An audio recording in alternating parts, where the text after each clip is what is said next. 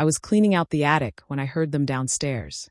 My parents' voices carrying up through the old floorboards of the family home I was helping them organize. Then I heard my sister Amber's distinctive laugh, the one she used when she was getting her way. I'm Sophie, 29, a museum curator who'd inherited my love of history and preservation from Grandma Rose. She'd passed away a year ago, leaving me her most precious possession, a 1920s Art Deco diamond ring that had been in our family for 4 generations. "Oh, Mom, it's so beautiful." Amber's voice drifted up. "I can't believe Grandma Rose actually left this to Sophie. It should go to me. I'm getting married." My hands froze on the box I was sorting. What ring was she talking about? I crept to the top of the stairs. "I know, sweetie," Mom said. "Your grandmother was always a bit odd about her decisions. But don't worry. The ring is in Sophie's jewelry box in her old room. We'll just give it to you. Sophie doesn't even wear it. She keeps it locked up like it's in a museum. Because it practically is a museum piece," I whispered to myself. The ring was a rare example of Art Deco design, worth about $40,000, but its sentimental value was priceless. "What if Sophie finds out?" Amber asked. "She won't notice. She's so busy with work, she probably doesn't even remember she has it. And even if she does, you're getting married. Family heirlooms should go to the bride, not sit in someone's jewelry box collecting dust." Dad's voice joined in. "Your mother's right. Sophie's had it for a year and never once mentioned it. You'll actually wear it, appreciate it. We'll give it to you at your engagement party next week." I heard them walk away, still discussing which finger Amber should wear it on, how it would look with her dress, how all her friends would be so jealous. I sat down on the attic floor, my heart pounding. They were going to steal Grandma's ring. Just take it from my jewelry box and give it to Amber because she was getting married to her boyfriend of 6 months. Here's what they didn't know. I wasn't stupid. I'd known for years how my parents favored Amber, how they'd paid for her 3 previous dream weddings that all fell through, how they'd given her my college fund to start her business that failed within a year, how they'd convinced me to co-sign her car loan, which I'd ended up paying off myself. So when Grandma left me that ring, specifically, explicitly, in writing left it to me with instructions that it should never leave Sophie's possession, I'd taken precautions. The ring in my jewelry box upstairs was a cubic zirconia replica, perfect in every detail, indistinguishable unless you knew what to look for. It had cost me $800 to have it made by a master jeweler who specialized in museum reproductions. The real ring was in a safety deposit box at my bank, under my name only, with documentation of its provenance, appraisal, and Grandma's explicit instructions that it was mine and mine alone. I'd done this 10 months ago, right after Thanksgiving dinner when Mom had casually mentioned how beautiful the ring would look on Amber if she ever got engaged again. I'd seen this coming. I'd prepared. And now I was going to let it play out. I went back to sorting boxes, a small smile on my face. Next week's engagement party was going to be very interesting. The next 6 days were theater. I continued helping my parents organize, acting completely normal, never once going into my old bedroom or checking my jewelry box. I wanted them to feel confident, comfortable, sure that their plan would work. On Tuesday, I happened to mention I'd be working late all week at the museum, cataloging a new acquisition. "I probably won't be home before 9 or 10 each night. You guys should just have dinner without me." Mom's eyes lit up. "Oh, that's fine, honey. You work so hard." Perfect. That gave them plenty of unsupervised time in the house. Wednesday evening, I came home at 10:30 to find Mom and Dad watching TV, looking relaxed. Too relaxed. The kind of relaxed people get after successfully pulling off something sneaky. "How was work?" Dad asked. "Exhausting. I'm going straight to bed. Don't you want dinner? I saved you a plate." "I'm too tired. Maybe tomorrow." I went upstairs and checked my jewelry box. The fake ring was gone. In its place was a note in Mom's handwriting. "Borrowed this for Amber's engagement party. You'll get it back after the wedding. Love, Mom." Borrowed. Not asked. Not requested. Just taken and left a note like I was a lending library. I took a photo of the note and the empty jewelry box. Then I called my lawyer. "Emily, it's Sophie. Remember that situation we discussed a few months ago? It's happening. They took the ring? They took the replica. The real one is still in the safety deposit box. And you're sure you want to do this publicly? At the engagement party?" I thought about all the times I'd been overlooked for Amber. All the times I'd been told to be understanding and flexible because Amber needed more support. All the times my achievements were downplayed while her mediocrity was celebrated. I'm sure. Can you be at the party Saturday with the documentation? I'll be there. This is going to be memorable. Saturday arrived. The engagement party was at my parents' house, decorated with white and gold everything. Amber floated around in a designer dress, showing off her new ring to everyone who'd listen. Except it wasn't the engagement ring from her fiancé Tyler. It was Grandma Rose's ring. My ring. Or rather, the fake version of my ring. It's a family heirloom, she gushed to Aunt Marie. From Grandma Rose. Mom and Dad gave it to me because I'm the one getting married. Sophie never wore it anyway. I stood in the corner, sipping champagne, watching the show. Mom saw me and came over, looking slightly guilty but mostly defiant. Sophie, honey, I left you a note. I saw it. You're not upset, are you? It's just Amber is getting married, and family heirlooms should go to the person Grandma left them to? Mom's smile tightened. Don't be difficult. You know what I mean. I do know what you mean. And I'm not being difficult. I'm actually finding this very entertaining. What's that supposed to mean? Before I could answer, Amber clinked her glass to make a toast. Everyone, I want to thank my amazing parents for this incredible ring. It's been in our family for generations, and now it's mine. Grandma Rose would be so happy to see it on my hand as I start my new life with Tyler. I noticed Emily, my lawyer, slip in through the back door. She gave me a subtle nod. It was time. I set down my champagne glass and walked to the center of the room. Actually, Amber, I'd love to hear more about that ring. Tell everyone the story Grandma Rose told us. Amber's smile faltered slightly. Well, you know, it's old. It's pretty. It's been in the family. But do you know the actual history? The provenance. It's Art Deco or something, right? 1923 Art Deco platinum setting with a 2.5-carat European cut diamond, surrounded by calibrated sapphires. Designed by a protégé of Cartier. One of only 12 pieces in that particular collection. 6 are in museums. 3 are lost. 2 are owned by private collectors. And 1, allegedly, is in this room. The room had gone quiet. People were staring. Mom stepped forward. Sophie, this isn't the time. Oh, I think it's exactly the time. Amber, do you know why Grandma Rose left that ring specifically to me? Because she was playing favorites, Amber said, her voice getting sharp. No, because I'm a museum curator who specializes in antique jewelry preservation. Because I understood its historical value. Because she trusted me to protect it. And because she explicitly stated in her will that it should never leave my possession. Well, it's mine now, Amber said defiantly. Mom and Dad gave it to me. Mom and Dad gave you something from my jewelry box without my permission. That's called theft. It's family. Dad stood up. We're just sharing within the family. Sharing would be asking. This is taking. I turned to Emily. Would you like to explain the legal situation? Emily stepped forward, pulling out a folder. I'm Emily Chun, Sophie's attorney. What your parents did constitutes theft under state law.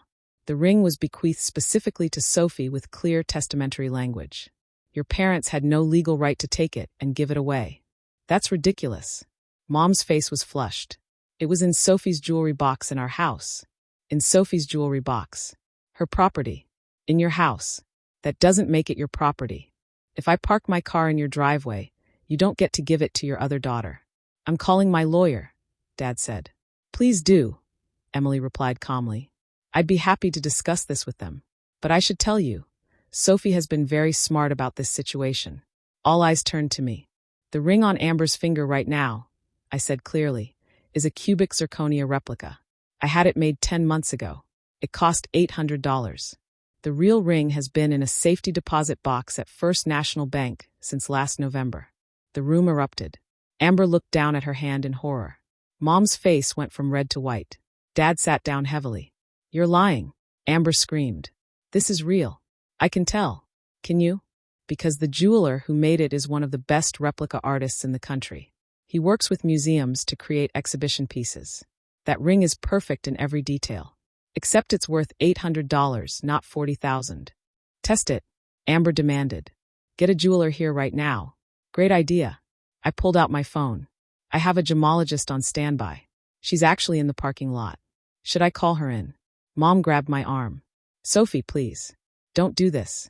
Don't embarrass your sister at her engagement party. Embarrass her? Mom, you stole from me. You took something Grandma explicitly left to me and gave it away without asking. And now you're worried about embarrassment.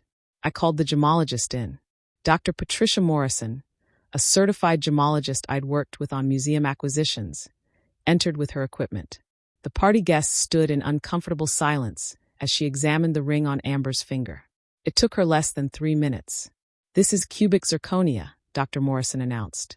Very high quality, excellent cut and setting, but definitely not a diamond.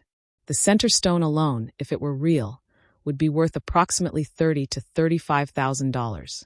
This is worth maybe $800 total. Amber ripped the ring off her finger and threw it at me. You bitch. You let me wear this fake ring in front of everyone. You humiliated me on purpose. I let you wear the ring you stole from my jewelry box. I didn't steal it. You did. We're family. I can't believe you'd do this to your own sister. I can't believe you'd steal from your own sister. But here we are. Tyler, Amber's fiancé, stepped forward. Wait, let me get this straight. You told everyone this was a priceless family heirloom when it's actually a fake that Sophie made specifically because she knew you'd try to take it. I didn't try to take it. Amber's voice was shrill. Mom and Dad gave it to me. Mom and Dad took it from my jewelry box without permission and gave it to you. That's theft. Just because they're my parents doesn't make it legal. Where's the real ring? Tyler asked. He looked stunned, like he was seeing Amber clearly for the first time. In a safety deposit box, where it's been for almost a year, where it will stay until I decide otherwise. Mom was crying now. We just wanted Amber to have something special for her wedding. We didn't think you'd mind. Didn't think I'd mind? Or didn't ask because you knew I'd say no? Dad stood up. This is family property. Your grandmother would have wanted it shared. Actually, Dad, Grandma's will specifically states. My Art Deco diamond ring goes to Sophie alone, with the explicit instruction that it remain in her sole possession and never be sold, given away, or promised to anyone else. I have the original will here if you'd like to read it. Emily handed him the document. I watched him read, watched the realization sink in that Grandma Rose had anticipated this exact situation. She knew, he whispered. She knew you'd try to take it. She knew how you've always treated me versus Amber. How my accomplishments never mattered as much as Amber's feelings. How I've always been expected to share, compromise, and give up things to keep the peace. Aunt Marie spoke up from the crowd. Sylvia, Robert, did you really take this ring from Sophie without asking her? Mom's silence was answer enough. That's shameful, Aunt Marie said. Regardless of your intentions, that's stealing. Other guests started murmuring. I saw the tide turning, saw people looking at my parents and Amber with disappointment instead of sympathy. Tyler pulled Amber aside. I couldn't hear what he was saying, but her face was getting redder and redder. Then he took off his engagement ring, the one he'd actually bought, from her other hand and walked out. Tyler! Amber ran after him. Tyler, wait. It's not my fault. It's Sophie's fault for being so paranoid and selfish. But Tyler was gone, and half the party guests were leaving with him, uncomfortable with the scene they'd witnessed. The party cleared out within 20 minutes. Soon it was just me, my parents, and the catering staff cleaning up in awkward silence. Emily stayed by my side, professional and protective. I hope you're satisfied, Mom finally said, her voice cold. You've ruined your sister's engagement party. Humiliated her in front of everyone. For what? A ring? No, Mom. For respect. For boundaries. For the right to keep what's mine without having it stolen and then being made to feel guilty about it. We're your parents. We weren't stealing. What would you call it? You took something from my room, without asking, that you knew belonged to me, and gave it to someone else. That's the literal definition of theft. Dad looked older than I'd ever seen him. What do you want from us, Sophie? I want you to understand that I'm not a resource for Amber to draw from. I'm not a backup plan. I'm not the responsible one who's supposed to sacrifice so the irresponsible one can have whatever she wants. Your sister has had a hard life. Amber has had an enabled life. You've paid for 3 weddings that never happened. You gave her my college fund. You've bailed her out of debt twice. You even convinced me to co-sign her car loan, which I ended up paying off. And now you tried to give her a $40,000 ring that wasn't yours to give. If you just shared it, I don't have to share what's mine. That's the point. Grandma left it to me. Not to the family. Not to whoever gets married next. To me. Because I earned her trust by valuing what she valued. Mom wiped her eyes. So what now? You just keep the ring locked away forever? Never let anyone see it? I might donate it to a museum. I might wear it on special occasions. I might pass it to my own children someday if I have any. But whatever I do with it will be my choice. Not yours. Not Amber's. Mine. I suppose you want us to apologize, Dad said stiffly. I want you to mean it if you do. An apology without changed behavior is just manipulation. We stood there in the ruins of the engagement party. Finally, Emily touched my arm. Sophie, we should go. I have all the documentation we need if there are any legal challenges. As I walked to the door, Mom called out, What about your sister? Are you just going to let her think you're a monster? I turned back. Amber thinks I'm a monster because I wouldn't let her steal from me. If that makes me a monster, I can live with that. What I can't live with is being a doormat. 3 months later, I received a letter from Amber. Tyler had broken up with her, citing her entitlement and inability to take responsibility for her actions. She'd moved back in with my parents, and she was, according to the letter, working on herself in therapy. The letter wasn't an apology exactly, more of an explanation. She'd always felt like she was competing with me, like she could never measure up. So she'd stopped trying to succeed and started expecting to be rescued instead. I'm realizing now that Mom and Dad did me a disservice by always bailing me out, she wrote, and that you did me a favor by not enabling it anymore. I'm not ready to forgive you yet, but I'm starting to understand you. It wasn't much, but it was something. 6 months after the party, I visited Grandma Rose's grave. I wore the real ring, the first time I'd worn it in public. It caught the sunlight, casting little rainbows on the headstone. Thank you, Grandma, I whispered, for trusting me, for knowing I'd protect it, for understanding that sometimes the most loving thing you can do is set clear boundaries. A year after the engagement party that never became a wedding, I was contacted by a museum in New York. They were doing an exhibition on Art Deco jewelry and had heard about Grandma's ring through the gemologist community. Would I consider loaning it for the exhibition? I thought about Grandma Rose's words. Never leave your possession. But a museum loan wasn't leaving my possession. It was sharing it with people who would appreciate its beauty and history. The ring was displayed for 6 months at the Metropolitan Museum of Art, with a placard that read, On loan from the collection of Sophie Martinez, inherited from her grandmother Rose Chen Martinez, who understood that some treasures are meant to be protected, not given away. Amber never mentioned the ring again. My parents slowly started treating me with more respect, though our relationship would never be the same. And I kept the fake ring in my jewelry box as a reminder. Trust your instincts, protect what's yours, and never apologize for setting boundaries. Some called me paranoid for having made the replica. I called it prepared. And I'd do it again in a heartbeat. Because the real treasure wasn't the ring. It was learning that I didn't have to set myself on fire to keep other people warm. That protecting what was mine didn't make me selfish. And that sometimes the people who call you difficult are really just upset that you're no longer easy to manipulate. The ring sits in my safety deposit box now, secure and protected. And I sleep well knowing that when I eventually pass it on to someone, on my terms, in my time, it will go to someone who understands what Grandma Rose understood. That true value isn't just in the diamonds, but in the respect and trust that comes with protecting something precious.